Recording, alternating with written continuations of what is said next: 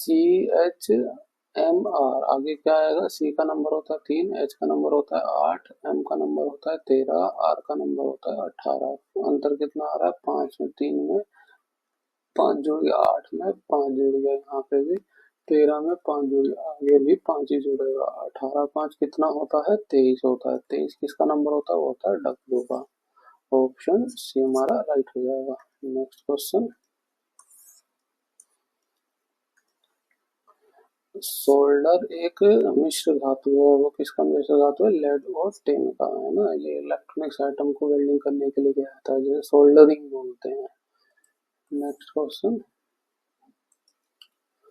12-24 के व्युत्क्रमों का लैस है और मैस है, ज्ञात कीजिए। देखिए 12 और 24 के व्युत्क्रम है ना, तो व्युत्क्रम क्या हो जाएगा? उल्टा हो जाएगा। नहीं, उल्टा क्या मतलब 18 के नीचे कुछ नहीं है, एक होता है, तो इसको उल्टा करेंगे तो हो जाएगा 1/18। 24 के नीचे कुछ नहीं है, तो इसको उल्टा करेंगे क्या हो जाएगा? 1/24। अब ये कह रहा है लैसे निकालने को, तो जब हम ऐसे जिसमें भिन्न होती है उसका हम लैसे कैसे निकालते हैं? ऊपर की संख्याओं का लैसे निकालते हैं और नीचे वाली संख्याओं का मैसे निकालते हैं। इसका लैसे निकालेंगे वो आएगा 1, और इसका मैसे निकालेंगे, मैसे आएगा 6। 6 दूनी 12, 6 3 18, 6 4 24, है ना। 6 गुना 3 हो रहा है, 6 गुना 4 हो रहा है। दोनों में हाईएस्ट फैक्टर कॉमन क्या आ रहा है? 6 आ रहा है, तो लैसे हो गया इसका 6। अब मैसे हो गया नीचे वाले का 6, तो ये पूरा लैसे निकल के आया। ठीक है, अब निकालना है हमें मैसे। मैसे में क्या होता है कि ऊपर वाले का मैसे निकालते हैं, नीचे वाले का लैसे, तो ऊपर वाले का मैसे भी 1 आएगा। इसका हम लैसे निकालें तो कितना आ जाएगा? देखिए 6 तो कॉमन आ गया, फिर 3 आ गया, फिर 4 आ गया, तो क्या आ गया? 6 चौक 24, 24 तिया 72। तो इसका जो है लैसे क्या आया? 1/6, और मैसे क्या आया? 1/72। 1/6 और 1/72 किस में मिल रहा है? ये मिल रहा है इसमें। पहले लैसे पूछा गया तो लैसे, फिर उसके बाद मैसे, तो पहले लैसे 1/6 और फिर मैसे 1/72 इसमें भी दिया है, लेकिन आप कंफ्यूज नहीं होंगे। ऑप्शन सी हमारा राइट हो जाएगा। नेक्स्ट क्वेश्चन, जब दो या दो से अधिक प्रतिरोधों को एक समान दो बिंदुओं के बीच जोड़ा जाता है तो वे डैश में जुड़ जाते हैं। दो या दो से अधिक प्रतिरोध है ना, एक प्रतिरोध मान लें ये हो गया, और दूसरा प्रतिरोध हम ये मान लें।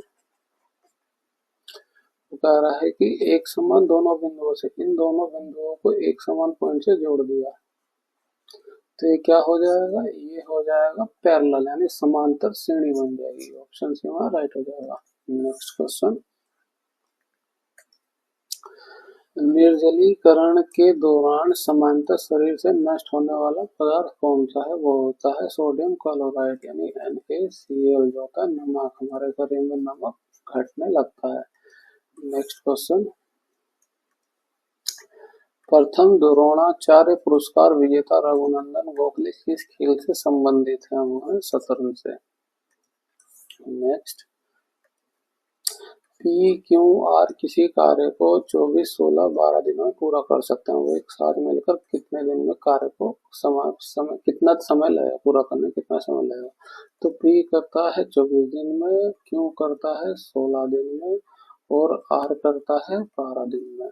इसका हम एलसीएम निकाल लेंगे। एलसीएम हमें वो संख्या लेनी है जो ये तीनों से कट जाए, है ना। 16 दूनी 32, 16 48, 24 का डबल 48 हो जाएगा, 12 का 4 48 है, तो वो संख्या आ गई हमारी एलसीएम 48। 24 से भाग करें 2 बार में, 16 से भाग करें 3 बार में, 12 से ये 4 बार में, तो ये इनकी एफिशिएंसी है। ये आया टोटल वर्क।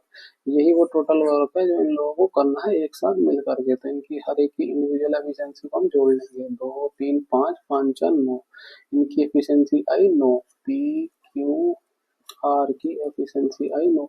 टोटल वर्क कितना है? 48। 48 को हम 9 से भाग दे देंगे, कितने में? 9 पंचे 45, तो ये 5 से एग्जैक्टली जा रहा है, बच कितना रहा है? 3/9, है ना। इसको इधर लिख लेते हैं, इसको ऊपर लिख लेता हूँ ना। 5 से 9 बचे 45 और 3/9 बच रहा है, तो इसको हम कैसे लिखते हैं? इसको हम अलग कर सकते हैं। ये आगे 5 दिन, है ना, ये 3/9 को हम अलग लिख सकते हैं। देखिए जो हमारा सहित के साथ जो वैल्यू होती है उसके बीच में हम प्लस, है ना। अब इसको हम बैलेंस करेंगे तो वापस गुणा करेंगे, इसी तरह से आएगा हमारा।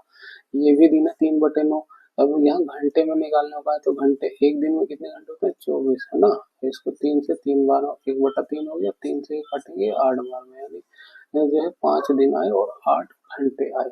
किसमें मैच हो रहा है हमारा 5 दिन 8 घंटे, ऑप्शन बी में। Next question, find the odd one out from the given option. अच्छा देखिए मैं ऑप्शन से मैच करना, ये 4 2 8 3 है, ये 8 4 3 2 है, बड़े से छोटे में आ रहा है। 3 1 5 2 को यहाँ पे बड़े से छोटे में आ रहा है, यहाँ पे भी बड़े से छोटे में आ रहा है, तो और यहाँ पे क्या रहा है छोटे से बड़े क्रम है ना, आरोही, यहाँ पे जो है आरोही क्रम लग रहा है, और यहाँ पे सब और अवरोही क्रम में है, तो हमारा ऑप्शन में कौन सा हो जाएगा, ऑप्शन डी। नेक्स्ट क्वेश्चन, पृथ्वी के अंदर मौजूद गर्म चट्टानों के कारण भूमिगत जल किस डैश जिसका उपयोग करके जनरेटर के टरबाइन से बिजली पैदा की जाती है। भूमिगत जल गर्म चट्टानों का ना, तो उसकी वाष्प से बिजली को बनाया जाएगा, उच्च दाब पर भाप में बदल जाता है, ऑप्शन बी हो जाएगा राइट। नेक्स्ट क्वेश्चन, निम्नलिखित में से किस तत्व को एकाब्रोन के नाम से जाना जाता है, वो होता है स्केडियम, है ना। और ये गैलियम क्या होता है, गैलियम होता है एका एल्यूमिनियम, एका एल्यूमिनियम, इसको भी आप याद रखें। नेक्स्ट क्वेश्चन, निम्नलिखित में से किस प्रकार की दवाओं का उपयोग अपच के रूप में किया जाता है। अपच यानी पेट में एसिडिटी बढ़ गई है, तो उसके लिए क्या यूज किया जाएगा, एंटाएसिड, यानी उसके विपरीत एसिड में हम बेस को मिला लेंगे तो हमारा जो अपच ठीक हो जाएगा, ऑप्शन ए राइट हो गया। नेक्स्ट क्वेश्चन,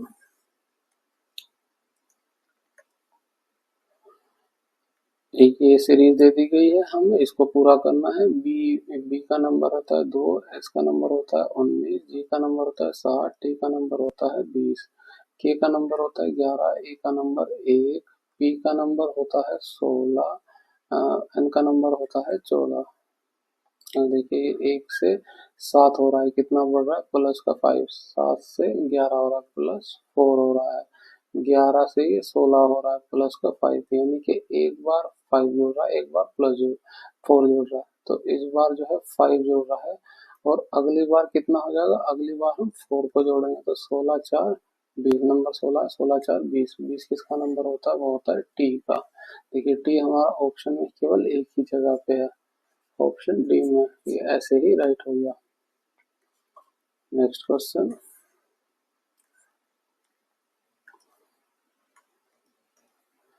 रक्त की धमनियों से सिराओं में जिन सूक्ष्म नलियों के माध्यम से प्रवाहित किया जाता है उन्हें कैपिलरी कहा जाता है, यानी वो छोटी छोटी केशिकाएं होती हैं जिसमें जो है जिसमें फाइनल रक्त पहुंचता है, और उसके बाद वो सेल्स को, हमारी शरीर पूरी सेल की पूरी बॉडी के सेल्स को वो मिलता है। नेक्स्ट क्वेश्चन,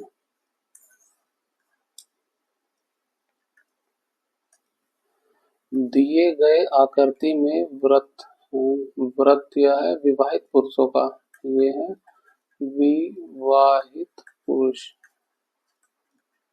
ठीक है। निरूपित करता है त्रिकोण जो है कामगारों को निरूपित करता है, ये है कामगार, ठीक है। और आयत वयस्क को निरूपित करता है, ये हो गए वयस्क को निरूपित करता है। कौन सा क्षेत्र विवाहित पुरुषों को निरूपित करता है, जो केवल वयस्कों, जो केवल वयस्कों और विवाहित क्षेत्र का ना, तो ये तो हमारा वैसे ही कैंसिल हो गया कामगारों वाला। अब बचा क्या, कह रहा है कि कौन सा क्षेत्र विवाहित पुरुष, है ना, ये विवाहित पुरुष हो गए, को निरूपित करता है जो केवल वयस्क हो। केवल वयस्क कौन है, वो है 7, ऑप्शन हमारा क्या हो जाएगा राइट, ऑप्शन हो जाएगा 1। नेक्स्ट क्वेश्चन,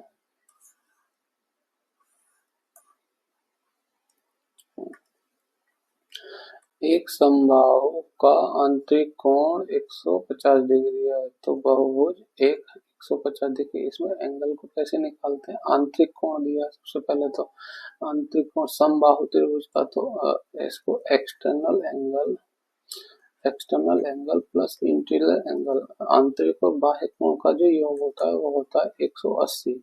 अब इसमें दिया है आंतरिक कोण का, क्या दिया हुआ है, इंटरनल एंगल दिया हुआ है, वो कितना है 150, 180। हम बाह्य एंगल निकाल लेंगे, बाह्य एंगल कितना आ जाएगा 150, 180 में से 150 को हटाएंगे, ये आएगा 30।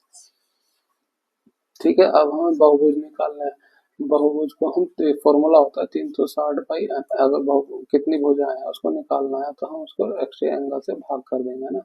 ये 0 से 0 चल जाएगा, 3 से काटेंगे 12 बार हो जाएगा, यानी कि जो होता है 12 भुजा क्या बोलते हैं, 2 आ 10 भुज है ना, 2 आ गया 10 आ गया भुज आ गया, इसमें 10 भुज है, 10 भुज हो गया, ये 7 भुजाएं हो गई, इसमें 8 भुजाएं हो गई। ठीक है, ये डी राइट हो जाएगा। नेक्स्ट क्वेश्चन,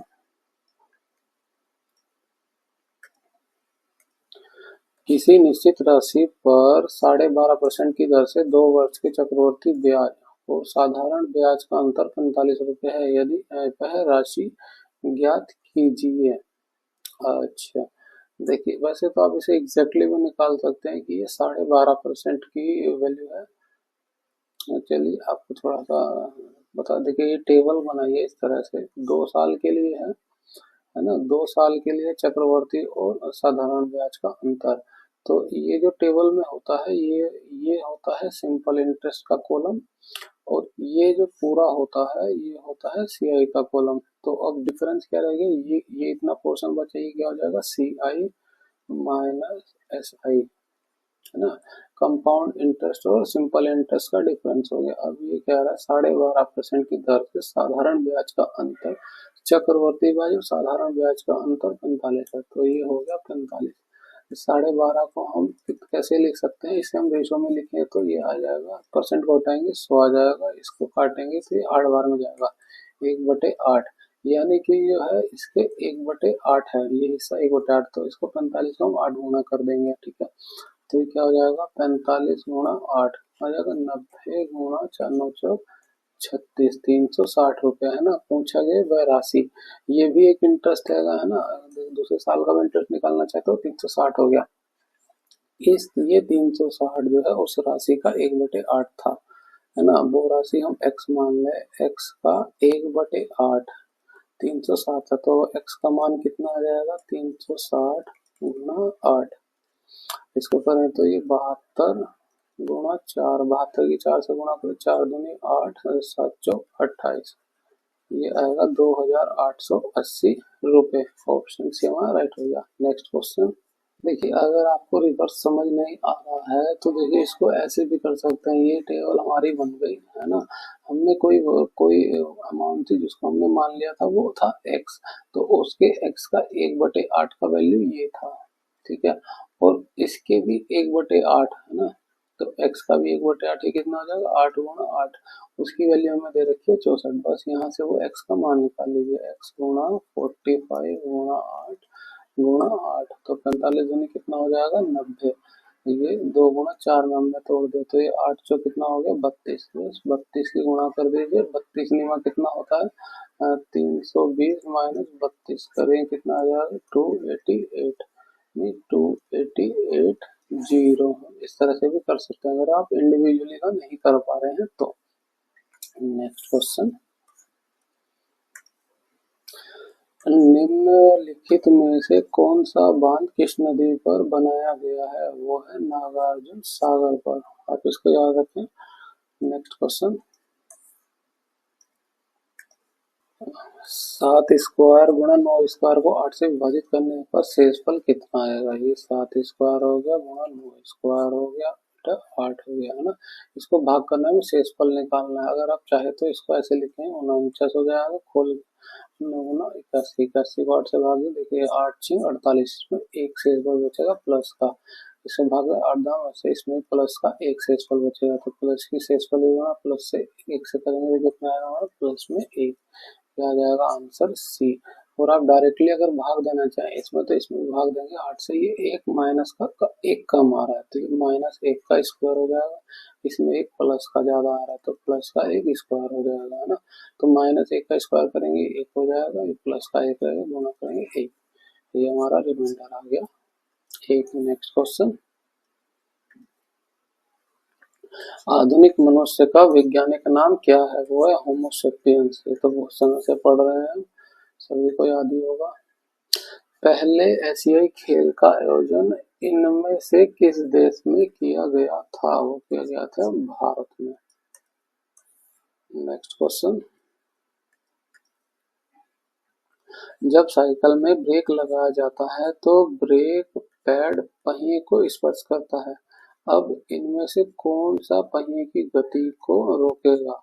है ना, क्या हो जाएगा? ये पैड और रिम के बीच के घर्षण। हाँ, पैड और बीच के घर्षण लगेगा और घर्षण की वजह से गति धीरे धीरे कम होकर पहिया वो रुक जाएगा। बाकी के ऑप्शन गुरुत्वाकर्षण की वजह से नहीं, गुरुत्वाकर्षण का कोई रोल नहीं है। पैड और चुंबकीय बल नहीं होता, वो घर्षण की वजह से होता है।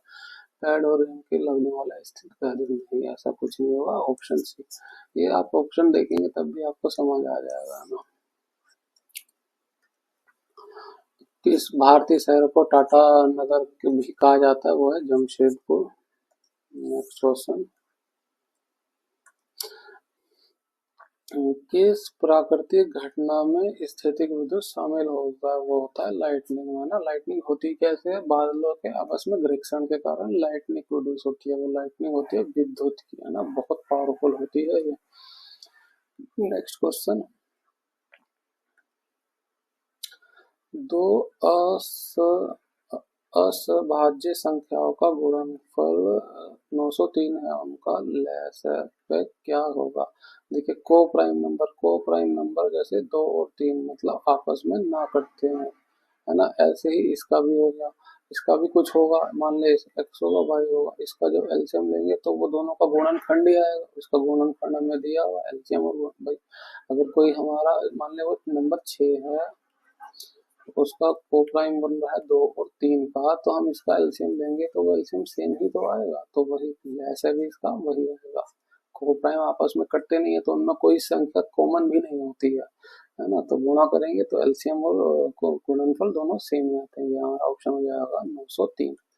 Next question,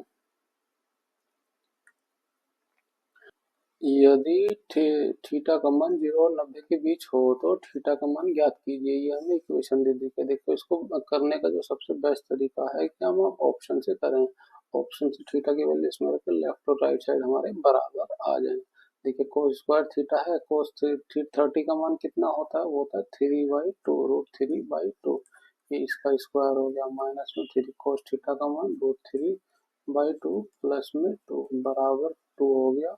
sine square theta का मान क्या होता है? 1/2 ना, 1/2 का ये स्क्वायर हो जाएगा। अब देखिए, ये √3 जो है ये तो इसको तो स्क्वायर करेंगे 3/4 हो जाएगा, माइनस ये 3 √3/2 है। ये रूट में ही आंसर आएगा जो भी कहिए। तो हमारा ये 30 डिग्री तो नहीं हो सकता। अगला लेते हैं 45 डिग्री।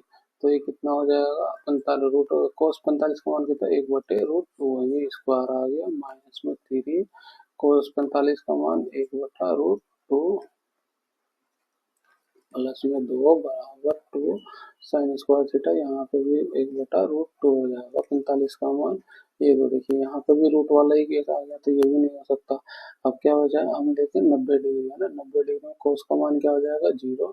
यहाँ पे भी 3 कोस थीटा का मान कितना हो जाएगा? 0। यहाँ बचा प्लस में 2, एक साइड बचा प्लस में। यहाँ पे साइन स्क्वायर का मान रखेंगे 90 तो क्या हो जाएगा? 1 हो जाएगा, ये हो जाएगा 2। लेफ्ट और राइट साइड हमारा आ गया ऑप्शन सी से। Next question,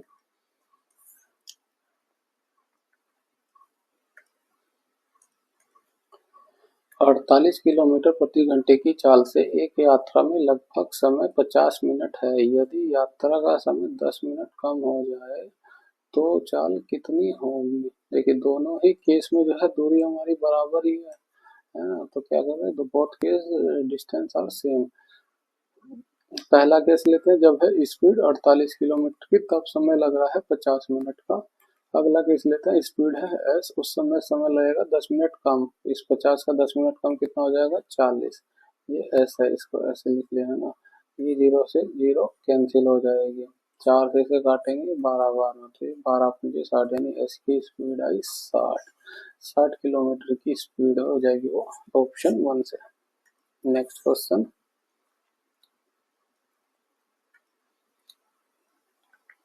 Choose from the alternative the figure that best complete the pattern given। अच्छा देखिए पैटर्न निकालना है। देखिए यहाँ पे अपोजिट साइड में, इस साइड भी आप अपोजिट साइड में लिख दीजिए। किसमें मैच करा है? ऑप्शन डी में। कहा क्या था, दिए गए विकल्पों में से आकृति चुने जो दिए गए पैटर्न को पूरा करती है। वो पैटर्न मिल रहा है ऑप्शन डी में। ऑप्शन डी वहाँ राइट हो जाएगा। नेक्स्ट क्वेश्चन,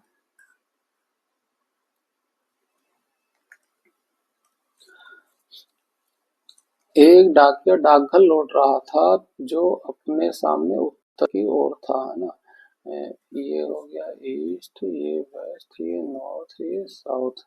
तो डाकिया अपने डाकघर की तरफ लौट रहा था। ये उसका डाकघर हो गया जो नॉर्थ की तरफ था, सामने की ओर था। जब डाकघर उससे 100 मीटर दूर था, यहाँ से ये 100 मीटर की दूरी पे रह गया, तो वह बाएं मुड़कर इस डायरेक्शन में जा रहा था, है ना। ठीक है, तो इसका बायां हो गया इस साइड में, बायां हो गया इस साइड में। तो वह बाएं मुड़कर शीला विला में अंतिम पद देने के लिए, तो हम बाएं इधर से मोड़ देना, 100 मीटर की डिस्टेंस तक रह जाएगी। बाएं मुड़ा और वह 50 मीटर की दूरी चलता है। अंतिम पद देने के लिए 50 मीटर की दूरी चलता है। 50 मीटर ये हो गया। अभी डायरेक्शन इसका ये है, वो इस साइड है। वह फिर मुड़ा और 40 मीटर उसी दिशा में चला। वह 40 मीटर मुड़ा और उसी दिशा में, मुड़ा कुछ नहीं होता, 40 मीटर उसी दिशा में चला, 40 ये और चला गया। ठीक है, फिर अपने दाहिने और मुड़कर 100 मीटर चला।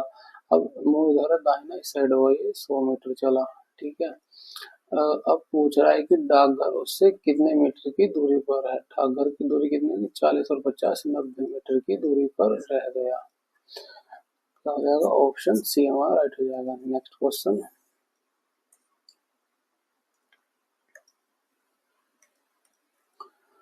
सार्वभौमिक सूचकांक में 4 से 5 पीएच मान क्या इंगित करता है? देखिए 5 से 7 की ओर जा रहा है, यानी दुर्बल अम्ल की तरफ बढ़ रहा है ये, है ना। अगर देखिए ये 1 ले लें, 1 से 7 और 7 से ये ले लें 14, है ना। तो 1 से अगर 7 की तरफ जा रहा है तो वो हो जाएगा दुर्बल अम्ल। इसकी अम्लता घटती जाएगी क्योंकि ये उदासीन होता जाएगा, है ना, उदासीनता की तरफ बढ़ेगा। और 7 से अगर 1 की तरफ बढ़ रहा है तो वो प्रबल अम्ल हो जाता है। ठीक है, ऐसे ही इसके केस में हो जाएगा, 7 से 14 की तरफ बढ़ेगा तो वो हो जाएगा प्रबल अम्ल, तो प्रबल क्षार।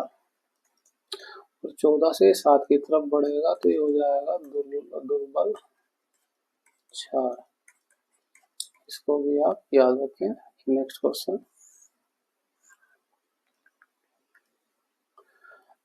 बास्केट 5, फुटबॉल का कितना? बास्केट में 5 खिलाड़ी होते हैं, फुटबॉल में कितने होते हैं? 11।